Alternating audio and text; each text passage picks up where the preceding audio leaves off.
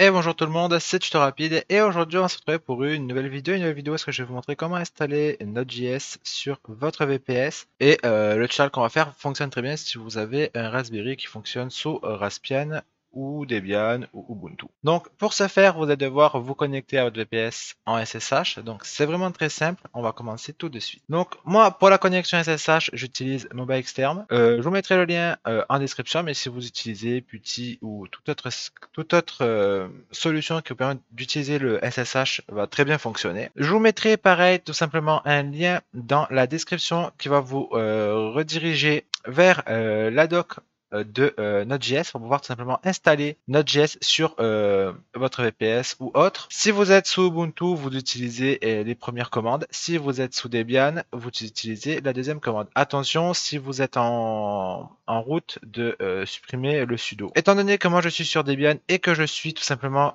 comme vous pouvez le voir à l'écran, sur le compte root, je vais tout simplement utiliser la commande en tant que root. Pour le tutoriel, je vais tout simplement installer Node.js version 14. Donc je vais copier tout simplement cette première ligne. Attention, si vous avez une erreur en vous disant que curl n'est pas installé, il vous suffit de faire un petit apt install curl-y et tout simplement vous faites valider. Alors il n'est pas censé me sortir cette erreur, j'ai juste regardé pourquoi. Ok, donc c'est normal que j'ai apparemment cette erreur. Donc avant de commencer d'installer quoi que ce soit, vous allez donc taper la commande suivante, apt espace update, vous foutez deux esperluettes apt upgrade, upgrade, -y, et vous faites valider. Donc voilà, une fois que vous avez fait ceci, on va retenter la commande pour installer curl, donc qui est ici. Donc normalement là, si je fais entrer, ça fonctionne de suite. Donc voilà, c'est juste parce que le VPS n'était pas tout simplement pas à jour. En le mettant à jour, il me l'a installé, donc c'est bon. Mais bien évidemment, si vous ne l'avez pas, faites les mises à jour et quand même refaites un petit apt install curl-y pour être sûr que le package est bien présent. Maintenant, on va se rendre sur la doc de Node.js pour installer Node.js. Donc moi je vais prendre la version V14, donc je vais copier tout simplement la ligne où est-ce qu'il y a le using Debian. Je vais tout simplement le coller ici, je vais tout simplement faire entrer et ceci va s'installer, on va l'installer directement depuis les sources. Donc là, on va installer Node.js avec la commande suivante, donc je vais juste la copier, je vais faire coller.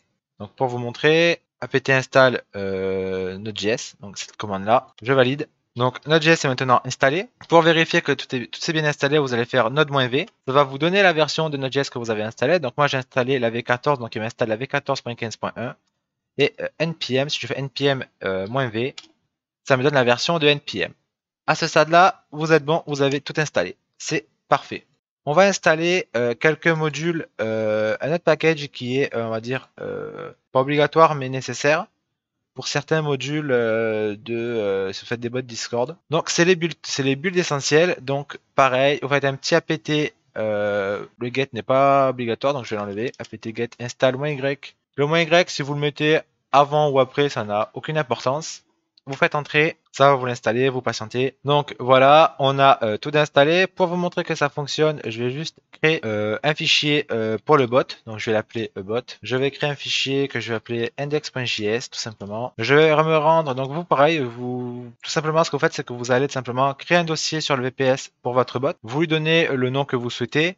Mais attention quand vous allez tout simplement mettre votre bot sur votre VPS, de ne pas mettre le fichier, alors là je ne l'ai pas dans ce dossier là, mais ne pas mettre le node module parce que vous allez avoir des soucis au niveau des dépendances qui ne sont pas les mêmes sur Windows et Linux. Donc voilà pour ça. Tac, vous allez vous rendre après ensuite, vous allez faire cd espace le nom de votre dossier. Donc moi je vais l'appeler bot, je vais faire bot, je vais faire entrer. Ce que je vais faire, c'est que je vais, vu que j'ai pas tout ce qu'il faut, j'ai juste configurer le bot en faisant un petit npm init. Je vais actualiser, tac, je vais juste ouvrir ce dossier, récupérer quelque chose et je vous retrouve juste après. Donc une fois que vous avez tout fait, vous allez tout simplement pour installer les nodes modules sur votre VPS, vous allez faire tout simplement un npmi, vous allez faire entrer. Si vous avez tout simplement bien fait votre package.json et que vous l'avez sur le VPS, je parle bien du .json et pas du -log.json, parce que dans le .json, c'est là que va se retrouver en fait tout simplement toutes vos dépendances pour votre bot Discord. Si vous ne l'avez pas, ce fichier-là, rien de compliqué pour le faire. Il faut faire la commande que j'avais faite à un moment. C'est simplement le npm init. Vous faites entrer, bon, moi je l'ai déjà fait, mais bon, là je vais faire entrer. Vous entrez le nom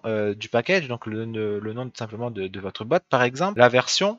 Vous avez un exemple qui sera par défaut utilisé, une description, une petite présentation de votre bot, le git repository si vous avez tout simplement fait un GitHub pour votre bot, les mots-clés, l'auteur, le licence et vous faites yes.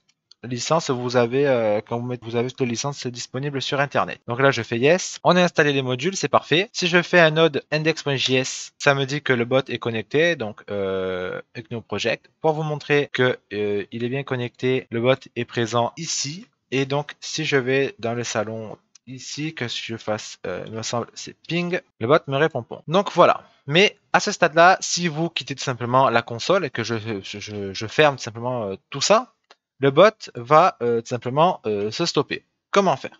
Vous allez simplement installer un module, vous allez faire npm i pm2-g. L'option -g correspond à une installation globale sur tout le VPS. Je vous le recommande si vous avez plusieurs sessions sur le VPS. Moi, en général, même avec une session, je le fais comme ça. Je sais que j'ai pas de souci par la suite si j'ai besoin de le mettre sur une autre session. Donc, je l'installe, que vous soyez dans le dossier de votre bot ou à la racine, ça ne pose aucun souci. Donc là, tout c'est très bien installé. On va tout simplement lancer le bot. Vous allez simplement faire pm2 start espace votre fichier.js. Donc moi je l'ai appelé index.js. Donc on va laisser index.js. Donc si je le lance simplement comme ceci, le name ça sera tout simplement index. Mais si je veux tout simplement changer son nom, donc je vais tout simplement supprimer l'application pm2 delete. Soit vous mettez son ID, donc ici 0, ce que je vous recommande, soit son name. Mais admettons vous avez plusieurs choses qui s'appellent index, vous allez simplement être un peu perdu. Donc moi je vais tout simplement utiliser l'ID. pm2 delete 0. On va refaire tout simplement cette commande pm2 espace start espace index.js. On va faire deux petits moins. On va écrire name. Entre guillemets, on va mettre le nom du bot. Donc moi, je vais mettre tout simplement tutoriel. On referme les guillemets. On valide. Et là, on voit tout de suite que le nom s'appelle name. Donc voilà pour ça. Pareil, si vous avez tout simplement un deuxième bot, pareil, vous revenez à la racine, vous faites cd le dossier de votre deuxième bot. Vous réinstallez les modules du bot avec la commande npm i. Vous refaites cette commande pm2 start. Vous mettez bien simplement le nom du fichier. Donc par exemple, si vous avez un deuxième bot, vous mettez le deuxième nom.